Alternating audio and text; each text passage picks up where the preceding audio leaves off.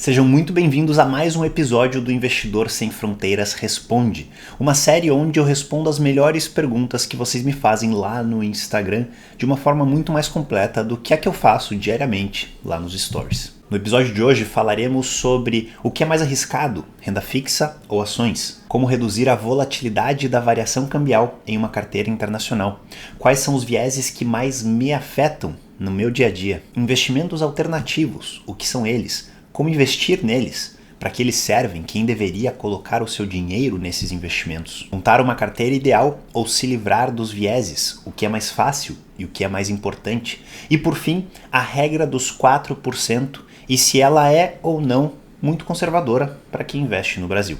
Começando pela pergunta do casal Gasparim, do ponto de vista de risco-retorno, melhor bond ou ação de empresa, tudo por meio de ETFs, claro. E eu já gostei aqui que você tem o foco nos ETFs, que são a melhor forma de um investidor investir por longo prazo, seja ele um investidor iniciante e conservador, experiente e agressivo ou qualquer coisa entre um e outro. Os ETFs são a melhor forma de você investir para os seus objetivos. Sobre a pergunta, o que é melhor do ponto de vista de risco e retorno? Bonds, que são investimentos em renda fixa, ou ações de empresa, que são as rendas variáveis junto com os fundos imobiliários? E a resposta é que depende. Depende principalmente de dois fatores. O primeiro deles é o prazo. Você está investindo para o longo prazo ou para o curto prazo?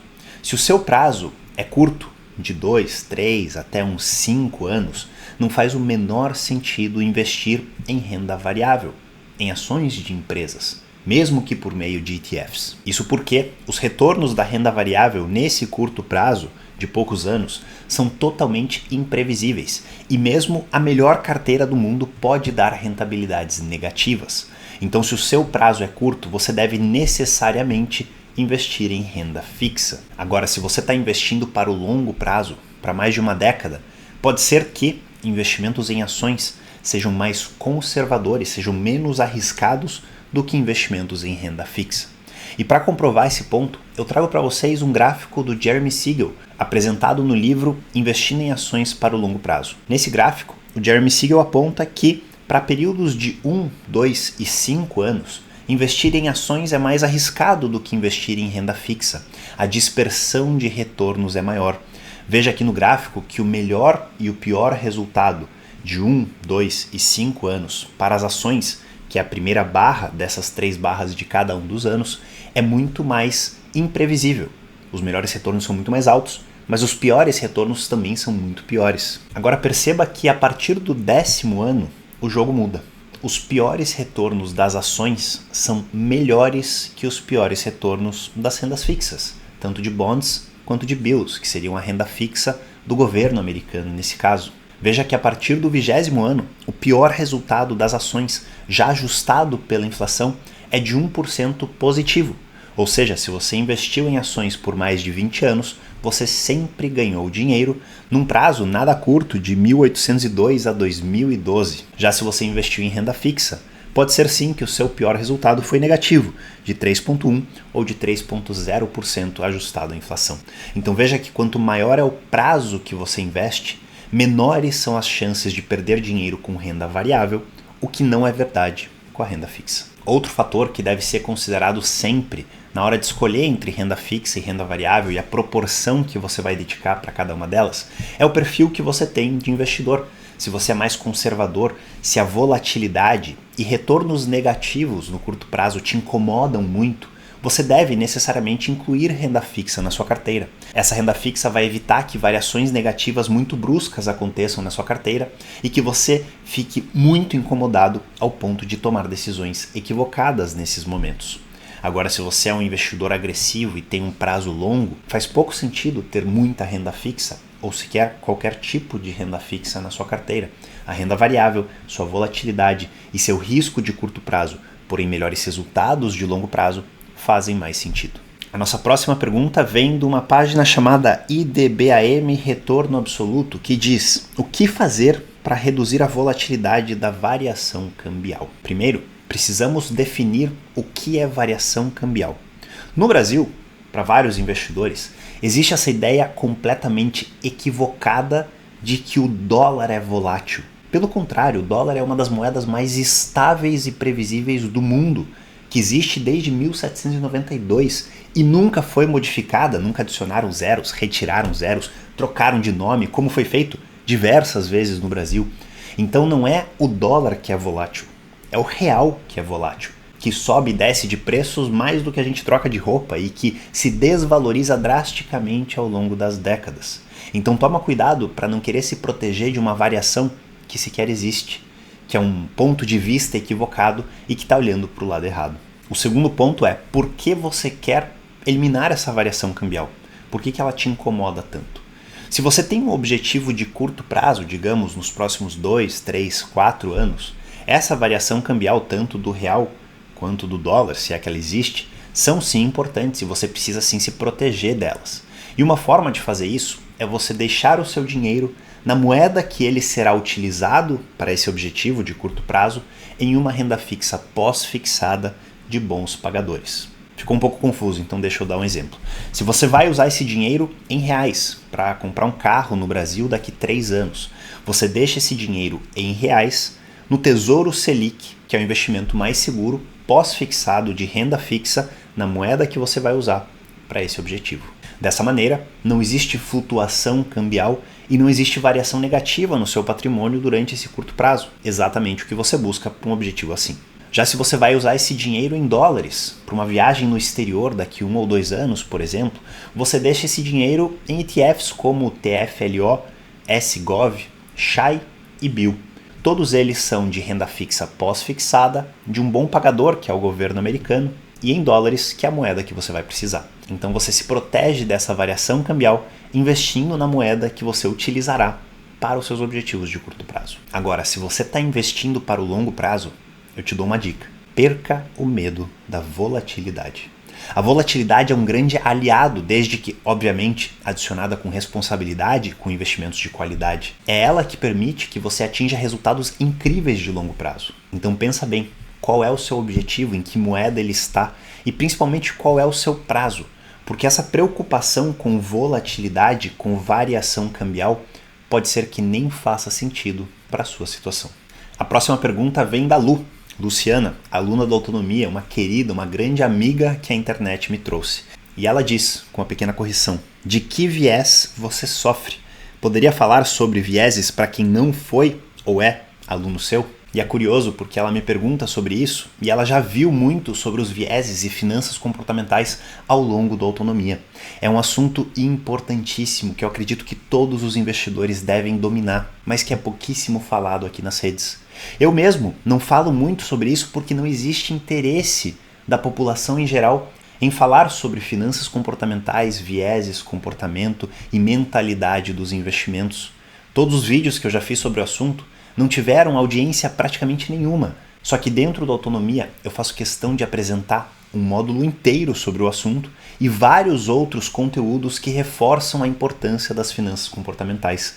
Então é legal de ver os alunos que já passaram por isso, tentando mostrar para quem está fora da Autonomia a importância desse assunto. Inclusive, se você quer participar da próxima turma da Autonomia, eu vou deixar um link para inscrição na lista de espera da próxima turma. Clica nele, coloca os seus dados, que você vai ser informado das datas e dos detalhes importantes para você também garantir a sua autonomia. E para vocês que ainda não são meus alunos, saibam que os vieses são atalhos criados pela nossa mente para economizar tempo e energia ao longo do dia. Eu não vou me aprofundar muito nesse assunto porque é um assunto extenso, mas esses atalhos eles são importantíssimos para a gente viver com qualidade, para a gente não viver num mundo neurótico de cálculos e probabilidades e análises super complexas para atividades simples. Esses atalhos, conhecidos como heurísticas, são extremamente úteis para a nossa vida. Porém, em algumas vezes, eles nos levam a decisões equivocadas, a erros, que aí então são conhecidos como vieses. Esses vieses, eles podem ser muito graves e podem custar muito caro para o investidor que sofre deles e que deixa que eles atuem sobre suas decisões. Sobre quais são os vieses que eu sofro e todo mundo sofre, é impossível evitar os vieses, é possível você evitar que eles influenciem suas decisões, mas evitar sofrer deles é impossível. E eu acredito que o viés da confirmação é um viés que me afeta com certa frequência. Esse viés, ele é aquele que explica o porquê que a gente gosta de consumir conteúdo e buscar informações que reforcem as nossas teses e as nossas crenças. Ele também explica o porquê que a gente não gosta de consumir conteúdo, de estudar sobre assuntos, de ver informações e notícias que vão contra aquilo que a gente acredita. Um exemplo clássico desse viés é na política. Se você é de esquerda, você vai buscar conteúdos, notícias, dados e informações que reforcem as teses da esquerda. E tudo que defenda a direita você simplesmente abomina. Agora, se você é de direita, você vai buscar teses, notícias, dados, tudo que reforce a tese da direita. E qualquer coisa que defenda uma tese da esquerda, você recusa olhar ou considerar. No mundo dos investimentos é a mesma coisa. Se você tem uma posição que você acredita muito e uma notícia ruim sai sobre essa posição, você vai falar: essa notícia é enviesada, eles não sabem do que estão falando, eles não consideraram todos os fatos ao redor desse investimento. Agora, se é um investimento que você odeia e você vê uma notícia ruim sobre ele, você fala: eu sabia, olha só, esses caras eles falam tudo que é correto.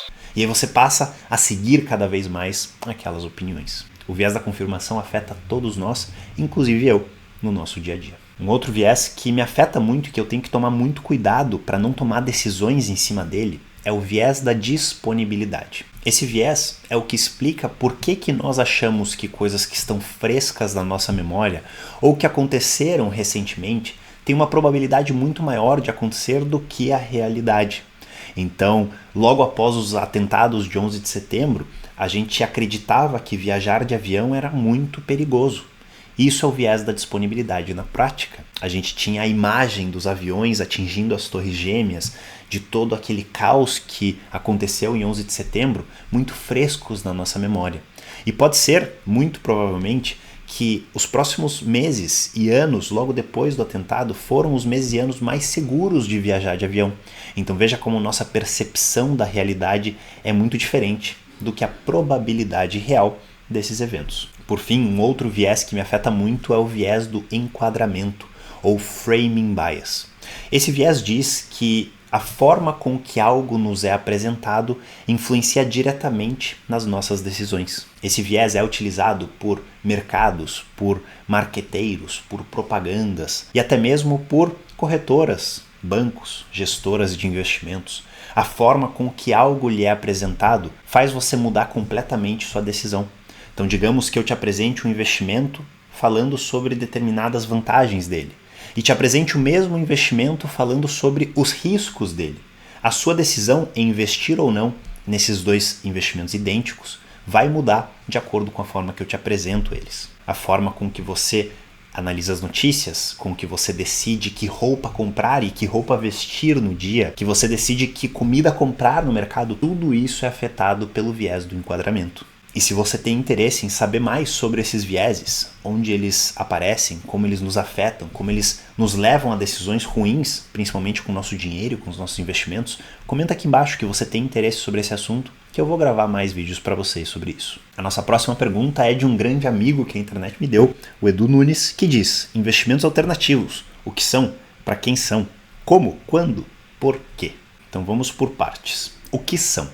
Investimentos alternativos são aqueles investimentos que não se encaixam nem na classificação de renda fixa, nem na classificação de renda variável e nem na classificação de caixa. Então são os investimentos estranhos, os investimentos que não se encaixam em lugar nenhum. Alguns exemplos: moedas, criptoativos, commodities, metais preciosos, investimentos em obras de arte, investimentos em itens colecionáveis, investimentos em imóveis físicos, onde você é o dono daquela propriedade diretamente.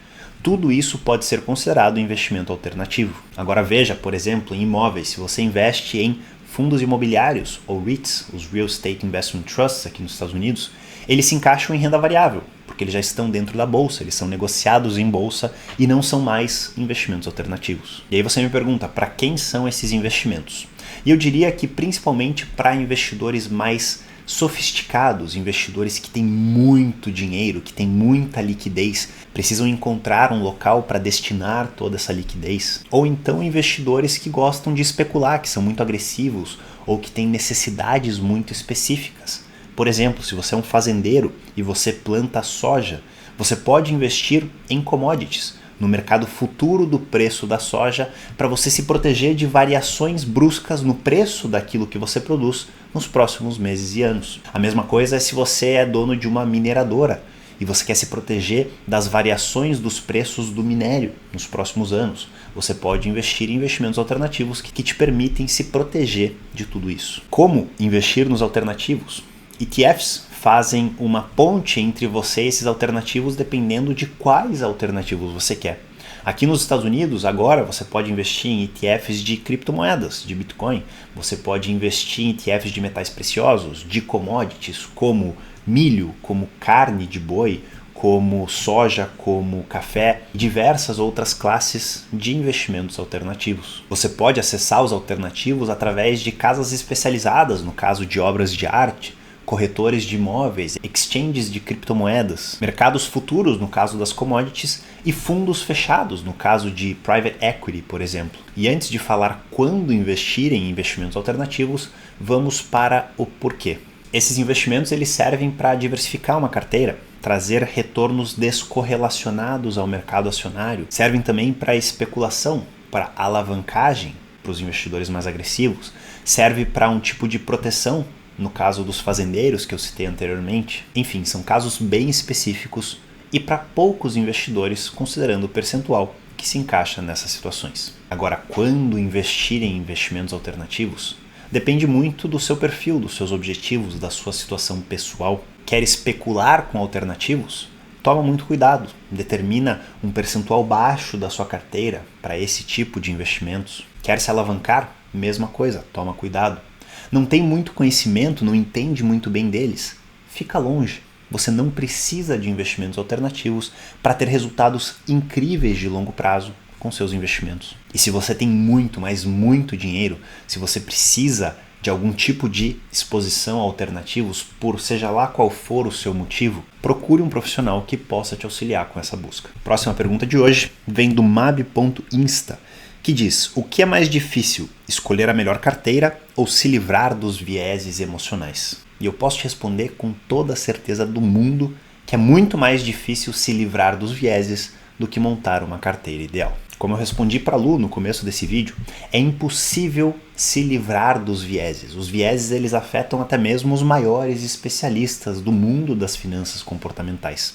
O que a gente pode é conhecer muito bem os vieses, entender onde e quando eles nos afetam e criar mecanismos para evitar que eles influenciem nossas decisões e, consequentemente, atingir melhores resultados a partir de melhores decisões. Nem sempre é possível.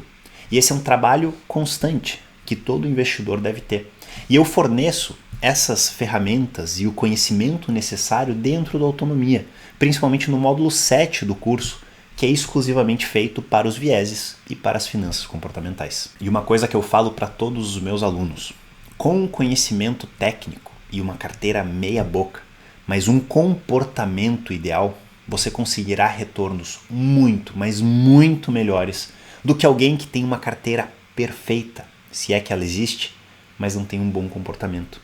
Nesse caso da carteira perfeita, sem um bom comportamento, cedo ou tarde a pessoa cometerá erros graves com seus investimentos e não será capaz de aproveitar as ótimas rentabilidades que essa suposta carteira pode trazer. Então é muito mais difícil e, além, muito mais importante ter um bom conhecimento e um controle dos vieses do que uma carteira ideal. Obviamente que a combinação dos dois é o melhor dos mundos e é o que eu tento trazer para os meus alunos dentro da autonomia. Por último, temos a pergunta do meu xará, Daniel Susterk. Desculpa se eu pronuncio errado o nome de vocês aqui. Se a regra do usufruto nos Estados Unidos, ele está se referindo aqui à regra dos 300 ou à regra dos 4%, é 4% ao ano. No Brasil não deveria ser entre 5% e 6%, visto que a renda fixa rende IPCA mais 6%? E esse é um pensamento muito perigoso, que ignora ou esquece de considerar diversos riscos importantíssimos. E eu não estou nem falando do risco de calote, que é muito improvável quando você investe numa renda fixa do Tesouro Nacional, por exemplo. Primeiro, nós temos o risco de concentração. Para você atingir essa rentabilidade de IPCA mais 6, você teria que ter absolutamente todo o seu patrimônio de aposentadoria em títulos do governo brasileiro. E se isso parece saudável, normal, aceitável para você, você precisa rever com urgência o seu conceito sobre diversificação. Segundo, temos o risco de reinvestimento. Hoje, os títulos de IPCA+, com vencimentos mais longos, estão pagando, como você pode ver aqui na tela, IPCA mais 5,75 para o que vence em 2045. Considerando os que pagam juros semestrais, de 2055 está pagando IPCA mais 5,64. Eles estavam a 6% ou mais há alguns meses, no ano passado e retrasado, eles não estão mais. Se a gente for olhar, há vários anos, eles estavam em 3%, 3,5%. E aí eu te pergunto, se no vencimento desse título, no meio da sua aposentadoria, os títulos novos estejam pagando mais 3, ou até menos do que isso, o que você vai fazer? Você vai reduzir o seu salário, reduzir o seu estilo de vida pela metade, porque você tem agora metade da rentabilidade daquele título? Veja como se concentrar em apenas um título é muito mais arriscado do que parece. E aí a gente entra em um novo risco, que é o risco da volatilidade.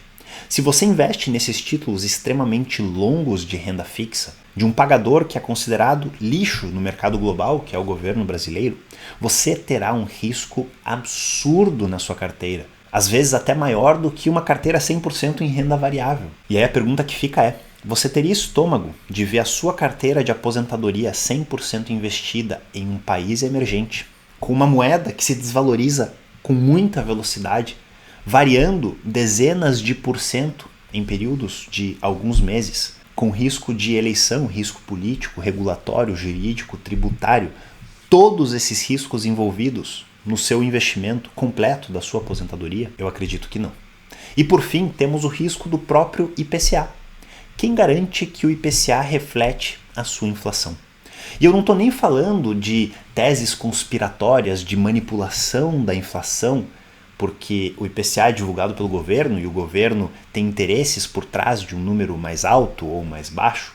Eu estou falando do IPCA não refletir a sua inflação pessoal. Pode ser que o IPCA seja realmente um número confiável, sólido, que reflete a realidade de uma cesta de produtos ao redor do país inteiro, mas será que ele reflete a sua inflação dos bens que você consome na sua cidade?